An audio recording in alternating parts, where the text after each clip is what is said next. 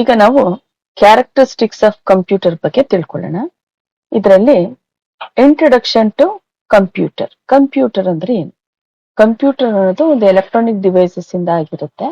ಇದ್ರ ಕೆಲಸ ಏನು ಅಂತ ಹೇಳಿದ್ರೆ, ನಾವೇನ್ ಡೇಟಾ ಕೊಡ್ತೀವಿ ಅದನ್ನ ತಗೊಳುತ್ತೆ, ತಗೊಂಡಾದ ನಂತರ ಆ ಡೇಟಾನ ಪ್ರೋಸೆಸ್ ಮಾಡುತ್ತೆ, ಪ್ರೋಸೆಸ್ ಮಾಡಿದ ನಂತರ ನನಗೆ ಬೇಕಾಗಿರುವಂತಹ ರಿಸಲ್ಟ್ ಅನ್ನ ಇದು ಪ್ರೊಡ್ಯೂಸ್ ಮಾಡುತ್ತೆ, ಮತ್ತೆ ನಾನು ಕೊಟ್ಟಂತ ಮಾಹಿತಿಯನ್ನ ಸ್ಟೋರ್ ಕೂಡ ಮಾಡ್ಕೊಳ್ಳುತ್ತೆ. ಇದು ಕಂಪ್ಯೂಟರ್ನ ಕೆಲಸ ಆಗಿರುತ್ತೆ. ಇದರಲ್ಲಿ ಫಸ್ಟ್ ಕ್ಯಾರೆಕ್ಟರಿಸ್ಟಿಕ್ಸ್ ಬಂದು ಸ್ಪೀಡ್ ಬಗ್ಗೆ ತಿಳ್ಕೊಳ್ಳೋಣ. ಸ್ಪೀಡ್ ಇದು perform billions of calculations per second. ಒಂದು ಸೆಕೆಂಡ್ಗೆ ಇದು ಮಿಲಿಯನ್ಸ್ ಇಂದ ಬಿಲಿಯನ್ಸ್ ಆಫ್ ಕ್ಯಾಲ್ಕುಲೇಷನ್ಸ್ ನ ಇದು ಮಾಡ್ಕೊಳ್ಳುತ್ತೆ. ಇದನ್ನ ಯಾವ ರೀತಿ ಮೆಷರ್ ಮಾಡ್ತೀವಿ ಅಂತ ಹೇಳಿದ್ರೆ, ಮೈಕ್ರೋ ಸೆಕೆಂಡ್ಸ್ ಹಾಗೂ ನ್ಯಾನೋ ಸೆಕೆಂಡ್ಸ್ ಗಳಲ್ಲಿ ಇದನ್ನ ನಾವು ಮೆಷರ್ ಮಾಡ್ತೀವಿ. ಈ essential for simulation and scientific computing.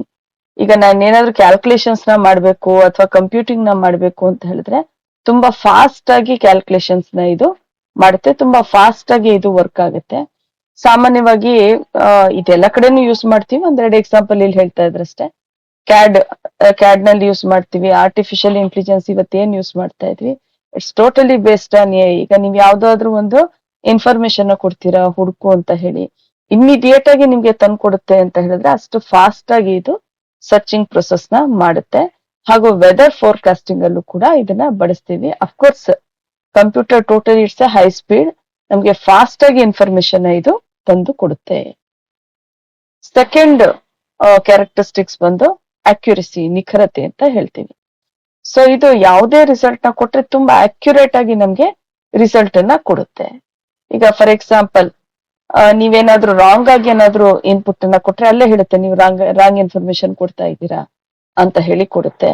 ಮತ್ತೆ ಎಕ್ಸ್ಪೆಷಲಿ ಇಂಜಿನಿಯರಿಂಗ್ ಕ್ಯಾಲ್ಕುಲೇಷನ್ಸ್ ಮಾಡುವಾಗ ಅಥವಾ ಯಾವುದೇ ಕ್ಯಾಲ್ಕುಲೇಷನ್ಸ್ ನ ನೀವು ಮಾಡಿ ಪರ್ಫೆಕ್ಟ್ ಆಗಿರುವಂತಹ ಆನ್ಸರ್ ನ ನಿಮ್ಗೆ ತೋರಿಸುತ್ತೆ. Example structural and circuit analysis ಅನ್ನ ಮಾಡುವಾಗ ಅದು ಪರ್ಫೆಕ್ಟ್ ಆಗಿ ನಿಮ್ಗೆ ಅನಲೈಸ್ ಮಾಡಿ ಪರ್ಫೆಕ್ಟ್ ಆನ್ಸರ್ ನ ನಿಮ್ಗೆ ತೋರಿಸುತ್ತೆ. ಹಾಗಾಗಿ ಆಕ್ಯುರಸಿ ಕೂಡ ಒಂದು ಫೀಚರ್ ಆಗಿರುತ್ತೆ. ಡೆಲಿಗೆನ್ಸ್ ಅಂತ ಹೇಳ್ತೀವಿ. ನೋಡಿ, ನಮ್ಗೆ ಕಂಪ್ಯೂಟರ್ ಅಲ್ಲಿ ವರ್ಕ್ ಮಾಡುವಾಗ ನಾವು ಹ್ಯೂಮನ್ ಏನ್ ಮಾಡ್ತೀವಿ, ಯಾವ್ದಾದ್ರು ಒಂದು ಕೆಲಸನ ಮಾಡುವಾಗ ಬೋರ್ ಆಗ್ಬಿಡ್ತೀವಿ. ಈಗ ನಿಮ್ಗೆ ಬೆಳಿಗ್ಗೆಯಿಂದ ಸಂಜೆ ತನಕನು ಕಂಟಿನ್ಯೂಸ್ ಆಗಿ ನಿಮ್ಗೆ ಕೂರಿಸ್ಕೊಂಡು ಕ್ಲಾಸ್ ಮಾಡಿದ್ರೆ ಕೇಳ್ತೀರಾ ನೀವು? ಆಗೋದಿಲ್ಲ, ಟಯರ್ಡ್ ಆಗ್ಬಿಡ್ತೀರಾ, ನಿಮ್ಗೆ ಅದು ರಿಸೀವ್ ಮಾಡೋದಕ್ಕೆ ಸಾಧ್ಯ ಆಗೋದಿಲ್ಲ. ಆದ್ರೆ ಕಂಪ್ಯೂಟರ್ ತನ್ನ ಕೆಲಸವನ್ನ ರಿಪೀಟೆಡ್ ಆಗಿ ಕಂಟಿನ್ಯೂಸ್ ಆಗಿ ಮಾಡ್ತಾ ಹೋಗುತ್ತೆ. ಲಾಂಗ್ ಅವರ್ಸ್ ಆದ್ರೂ ಕೂಡ ಅದ್ರ ಎಫಿಷಿಯನ್ಸಿಯಲ್ಲಿ ಯಾವುದೇ ರೀತಿಯಾದಂತಹ ಕಡಿಮೆ ಆಗೋದಿಲ್ಲ. ಎಕ್ಸಾಂಪಲ್ ಬಂದು ಆಟೋಮೇಟೆಡ್ ಮ್ಯಾನುಫ್ಯಾಕ್ಚರಿಂಗ್ ಸಿಸ್ಟಮ್. ಏನು ಮ್ಯಾನುಫ್ಯಾಕ್ಚರಿಂಗ್ ಮಾಡ್ತಾ ಇದ್ದೀರಾ ನೀವು, ಅದು ಕಂಟಿನ್ಯೂಸ್ ಆಗಿ ಮ್ಯಾನುಫ್ಯಾಕ್ಚರ್ ಮಾಡ್ತಾ ಹೋಗ್ತಾ ಇರುತ್ತೆ, ಅದ್ ನಿಲ್ಸ್ಬಿಡೋದಿಲ್ಲ. ಇಲ್ಲಪ್ಪ ನಂಗೆ ಆಗ್ತಾ ಇಲ್ಲ, ನಾನ್ ಸ್ಟಾಪ್ ಮಾಡ್ತೀನಿ, ಆ ರೀತಿ ಏನನ್ನು ಕೂಡ ಹೇಳೋದಿಲ್ಲ. ತನ್ನ ಕೆಲಸ ಏನಿದೆಯೋ ಅದು ನಿರಂತರವಾಗಿ ಕಂಟಿನ್ಯೂಸ್ ಆಗಿ ಟಯರ್ಡ್ ಆಗ್ದೇನೆ ಮಾಡ್ತಾ ಹೋಗುತ್ತೆ. ಇದನ್ನ ನಾವು ಡೆಲಿಗೆನ್ಸ್ ಅಂತ ಹೇಳ್ತೀವಿ. ಹಾಗೆ ಸ್ಟೋರೇಜ್ ಕೆಪಾಸಿಟಿ ತಗೊಂಡ್ರೆ ಲಾರ್ಜ್ ಅಮೌಂಟ್ ಆಫ್ ಡೇಟಾನ ಇದು ಸ್ಟೋರ್ ಮಾಡುತ್ತೆ. ನೋಡಿ, ನಮ್ಮ ಮೆಮೊರಿಗಳಲ್ಲಿ ಪ್ರೈಮರಿ ಮೆಮೊರಿ ಹಾಗೂ ಸೆಕೆಂಡರಿ ಮೆಮೊರಿ ಅಂತ ಬರುತ್ತೆ. ಪ್ರೈಮರಿ ಮೆಮೊರಿಯಲ್ಲಿ ನಾವು ರ್ಯಾಮ್ ಮತ್ತೆ ರಾಮ್ ಅನ್ನ ಯೂಸ್ ಮಾಡ್ತೀವಿ. ಸೆಕೆಂಡರಿ ಮೆಮೊರಿಯಲ್ಲಿ HDD ಮತ್ತೆ SSD ಅನ್ನ ಯೂಸ್ ಮಾಡ್ತೀವಿ. ಸೊ ಇಲ್ಲಿ ನಾವು big data and research storage, ನಾವ್ ಏನು ಡೇಟಾ ಸ್ಟೋರ್ ಮಾಡ್ಬೇಕು ಇದು ಡಿಪೆಂಡ್ಸ್. ನೀವು ಎಷ್ಟು ಕೆಪಾಸಿಟಿ ಇರುವಂತಹ ಹಾರ್ಡ್ ಡಿಸ್ಕ್ ಅನ್ನ ಬಳಸ್ತೀರಾ, ಎಷ್ಟು ಕೆಪಾಸಿಟಿ ಇರುವಂತಹ SSD ಅನ್ನ ಬಳಸ್ತೀರಾ, ಅದ್ರ ಬೇಸಿಸ್ ಅಲ್ಲಿ ಇನ್ಫಾರ್ಮೇಶನ್ ಇದು ಸ್ಟೋರ್ ಮಾಡ್ತಾ ಹೋಗುತ್ತೆ. ಸ್ಟೋರೇಜ್ ಕೆಪಾಸಿಟಿ ಇವುಗಳ ಮೇಲೆ ಡಿಪೆಂಡೆಂಟ್ ಆಗಿರುತ್ತೆ. ಹಾಗೆ ವರ್ಸಟಿಲಿಟಿ ಅಂತ ಹೇಳ್ತೀವಿ. ಈ ವರ್ಸಟಿಲಿಟಿ ಅಂದ್ರೆ ಏನು, ಒಂದೇ ಬಾರಿಗೆ ಹಲವಾರು ಕೆಲಸಗಳನ್ನ ಮಾಡೋದನ್ನ ನಾವು ವರ್ಸಟಿಲಿಟಿ ಅಂತ ಹೇಳ್ತೀವಿ. ಈಗ ಫಾರ್ ಎಕ್ಸಾಂಪಲ್ ನೀವು ಯಾವ್ದೋ ಒಂದು ಪ್ರೋಗ್ರಾಮ್ ನ ಮಾಡ್ತಾ ಇರ್ತೀರಾ, ಜೊತೆಗೆ ಡಿಸೈನ್ ಕೂಡ ಮಾಡ್ತಾ ಇರ್ತೀರಾ, ಸಿಮ್ಯುಲೇಷನ್ ಮಾಡ್ತಾ ಇರ್ತೀರಾ. ಈಗ ಹೇಗೆ ಅಂದ್ರೆ ನಾವು ಕುತ್ಕೊಂಡು ನಮ್ದು ಎಕ್ಸಾಂಪಲ್ ಹೇಳ್ಬೇಕು ಅಂತ ಹೇಳಿದ್ರೆ, ಕಾಫಿ ಕುಡಿತಾ ಇರ್ತೀವಿ, ಟಿವಿ ನೋಡ್ತಾ ಇರ್ತೀವಿ, ಚಿಪ್ಸ್ ತಿಂತಾ ಇರ್ತೀವಿ. ಅಟ್ ಎ ಟೈಮ್ ನಾವು ಡಿಫ್ರೆಂಟ್ ಟಾಸ್ಕ್ ನ ಮಾಡ್ತೀವಲ್ವಾ, ಹಾಗೆ ಇಲ್ಲೂ ಕೂಡ ಕಂಪ್ಯೂಟರ್ ಏನ್ ಮಾಡುತ್ತೆ, varieties of job at A time ನಿಮ್ಗೆ ಡಿಫ್ರೆಂಟ್ ಜಾಬ್ ಅನ್ನು ಕೂಡ ನಿಮ್ಗೆ ಮಾಡುತ್ತೆ. ಎಲ್ಲ ರೀತಿಯಾದಂತಹ ಕೆಲಸಗಳನ್ನ ಮಾಡುತ್ತೆ. ಇದನ್ನ ನಾವು ಎಲ್ಲಾ ಇಂಜಿನಿಯರಿಂಗ್ ಬ್ರಾಂಚ್ ಅಲ್ಲೂ ಕೂಡ ಇದನ್ನ ನಾವು ಯೂಸ್ ಮಾಡ್ತೀವಿ. ಈಗ ಪೈಥಾನ್ ಬಳಸ್ಕೊಂಡು ಪ್ರೋಗ್ರಾಮಿಂಗ್ ಲ್ಯಾಂಗ್ವೇಜ್ ನ ಮಾಡ್ತೀವಿ. ಆಟೋ ಕ್ಯಾಡ್ ಅನ್ನ ಬಳಸ್ಕೊಂಡು ನಾವು ಹೋಮ್ ಪ್ಲಾನ್ಸ್ ಆಗಿರ್ಬಹುದು, ಡಿಸೈನಿಂಗ್ ಆಗಿರಬಹುದು, ಇವೆಲ್ಲ ಕೂಡ ನಾವು ಆಟೋ ಕ್ಯಾಡ್ ಅಲ್ಲಿ ಮಾಡ್ತೀವಿ. ಮತ್ತೆ ಮೆಟ್ಲ್ಯಾಬ್ ಅಲ್ಲಿ ಸಿಮ್ಯುಲೇಷನ್ ಪ್ರೊಸೆಸ್ ನ ಮಾಡ್ತೀವಿ. ಅಂದ್ರೆ ವೆರೈಟಿ ಆಫ್ ವರ್ಕ್ ಅನ್ನ ಕಂಪ್ಯೂಟರ್ ಮಾಡುತ್ತೆ. ಹಾಗೆ ಆಟೋಮೇಶನ್ ತಗೊಂಡ್ರೆ ವರ್ಕ್ಸ್ ಆಟೋಮ್ಯಾಟಿಕಲಿ ಒನ್ಸ್ ಪ್ರೋಗ್ರಾಮ್, ಒಂದ್ಸಲ ನೀವು ಪ್ರೋಗ್ರಾಮ್ ಮಾಡ್ಬಿಟ್ರೆ ಕಂಟಿನ್ಯೂಸ್ ಆಗಿ ಆ ಕೆಲಸವನ್ನ ಮಾಡ್ತಾ ಹೋಗುತ್ತೆ. ನಿಮ್ಮ ಹ್ಯೂಮನ್ ಇಂಟರ್ವೆನ್ಷನ್ ಅಂದ್ರೆ ನೀವು ಮಧ್ಯ ಬರುವಂತ ಅವಶ್ಯಕತೆ ಇದಕ್ಕೆ ಇರೋದಿಲ್ಲ. ಫಾರ್ ಎಕ್ಸಾಂಪಲ್ ರೋಬೋಟಿಕ್ಸ್ ಆಗಿರ್ಬೋದು, CNC ಮೆಷಿನ್ಸ್ ಆಗಿರಬಹುದು, ಮತ್ತೆ ಇಂಡಸ್ಟ್ರಿಯಲ್ ಆಟೋಮೇಶನ್ ಆಗಿರ್ಬೋದು. ಈಗ ರೋಬೋಟಿಕ್ ನೀವು ಒಂದು ವರ್ಕ್ ಹೇಳಿರ್ತೀರಿ, ನೋಡಪ್ಪ ನೀನ್ ಈ ವರ್ಕ್ ಅನ್ನ ಮಾಡ್ತಾ ಹೋಗ್ಬೇಕು, ಅದು ಕಂಟಿನ್ಯೂಸ್ ಆಗಿ ತನ್ನ ವರ್ಕ್ ಅನ್ನ ಮಾಡ್ತಾ ಹೋಗುತ್ತೆ. ಈಗ ನೋಡು, ಅಥವಾ ಹೇಳ್ಬೋದು ನೀನು ಇಮೇಲ್ ಚೆಕ್ ಮಾಡು, ಇಮೇಲ್ ಚೆಕ್ ಮಾಡ್ತಾ ಹೋಗುತ್ತೆ. ಇದು ಸರಿ ಇದೆಯಾ ಇಲ್ವಾ ಅಂತ ನೋಡು, ಸರಿ ಇದೆಯಾ ಇಲ್ವಾ ನೋಡ್ತಾ ಹೋಗುತ್ತೆ. ಸೊ ಇದನ್ನ ನಾವೇನಂತ ಹೇಳ್ತೀವಿ, ಆಟೋಮೇಶನ್ ಅಂತ ಹೇಳಿ ಕರಿತೀವಿ. ರಿಲಿಯಬಿಲಿಟಿ ಅಂದ್ರೆ ತನ್ನ ಕೆಲಸವನ್ನ ಇದು ಕನ್ಸಿಸ್ಟೆಂಟ್ ಆಗಿ ಮಾಡ್ತಾ ಹೋಗುತ್ತೆ. ಯಾವ ರೀತಿ ಅಂತ ಹೇಳಿದ್ರೆ, ನೀವೇನ್ ಇನ್ಪುಟ್ ಕೊಡ್ತೀರಾ ಅದಕ್ಕೆ ತಕ್ಕಂತೆ ನಿಮ್ಗೆ ಔಟ್ಪುಟ್ ಅನ್ನ ಕೊಡುತ್ತೆ. ಈಗ ಎಕ್ಸಾಂಪಲ್ ಬ್ಯಾಂಕಿಂಗ್ ಅಲ್ಲಿ ನಾವು ಬಳಸ್ತೀವಿ. ಬ್ಯಾಂಕಿಂಗ್ ಅಲ್ಲಿ ನಾವು UPI ಟ್ರಾನ್ಸಾಕ್ಷನ್ ಮಾಡ್ತಾ ಹೋಗ್ತೀವಿ. UPI ಟ್ರಾನ್ಸಾಕ್ಷನ್ ಅಲ್ಲಿ ಏನ್ ಮಾಡ್ತೀರಾ, ನೀವು ಯಾರಿಗೋ ನಿಮ್ ಫ್ರೆಂಡ್ಸ್ ಗಳಿಗೋ ಅಥವಾ ಇನ್ಯಾರಿಗೋ ನೀವು ಅಮೌಂಟ್ ನ ಟ್ರಾನ್ಸ್ಫರ್ ಮಾಡ್ತೀರಾ. ಟ್ರಾನ್ಸ್ಫರ್ ಮಾಡಾದ ನಂತರ ನಿಮ್ಮ ಅಮೌಂಟ್ ಅಲ್ಲಿ ಇಷ್ಟ ಅಮೌಂಟ್ ಅಂತ ಡಿಟೆಕ್ಟ್ ಆಗುತ್ತೆ, ಅಥವಾ ಇನ್ಯಾರೋ ನಿಮ್ಗೆ ಅಮೌಂಟ್ ಅನ್ನ ಹಾಕಬಹುದು. ಆಗ ನಿಮ್ಮ ಬ್ಯಾಂಕ್ ಬ್ಯಾಲೆನ್ಸ್ ಅಲ್ಲಿ ಅದು ಕ್ರೆಡಿಟ್ ಆಗ್ತಾ ಹೋಗುತ್ತೆ. ಹೀಗೆ ಅದು ಕಂಟಿನ್ಯೂಸ್ ಆಗಿ ತನ್ನ ಕೆಲಸವನ್ನ ತಾನು ಮಾಡ್ತಾ ಹೋಗುತ್ತೆ. ಹಲವಾರು ಫೀಲ್ಡ್ ಗಳಲ್ಲಿ ಇದು ರಿಲೇಬಲ್ ಆಗಿರ್ತಾನೆ, ಎಲ್ಲಾ ಕಡೆನೂ ರಿಲೇಬಲ್ ಆಗುತ್ತೆ ಅಂತಾನೆ ಹೇಳಬಹುದು. ಸ್ಪೇಸ್ ಮಿಷನ್ಸ್ ಅಲ್ಲಿ ಯೂಸ್ ಮಾಡ್ತೀವಿ, ಇಸ್ರೋದವರು, ನಾಸಾದವರು ನೋಡಿ, ಅಲ್ಲಿಂದ ನಮಗೆ ಸಿಗ್ನಲ್ಸ್ ನ ಕಂಟಿನ್ಯೂಸ್ ಆಗಿ ಕಳಿಸ್ತಾ ಹೋಗುತ್ತೆ ಅದು.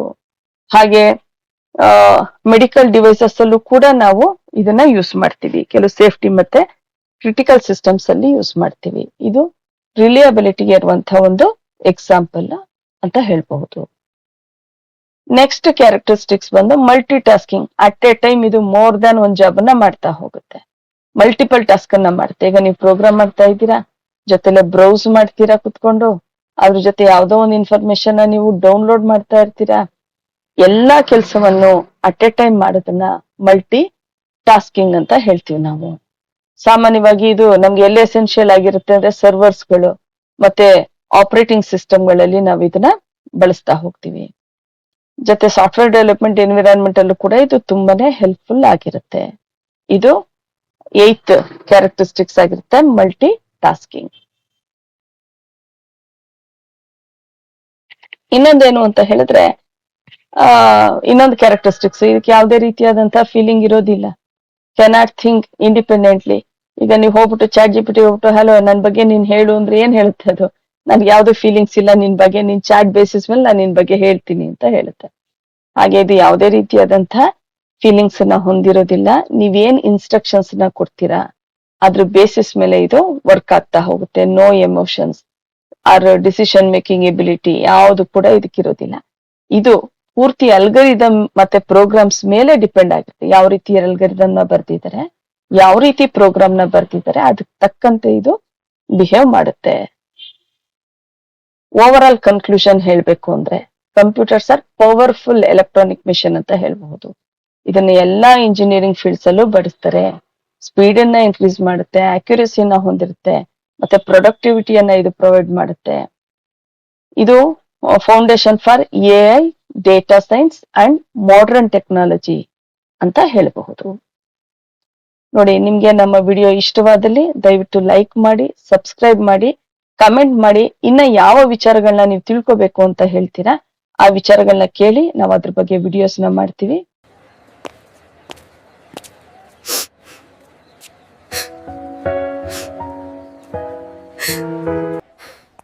ಏನಾಯ್ತೆ ಅನು?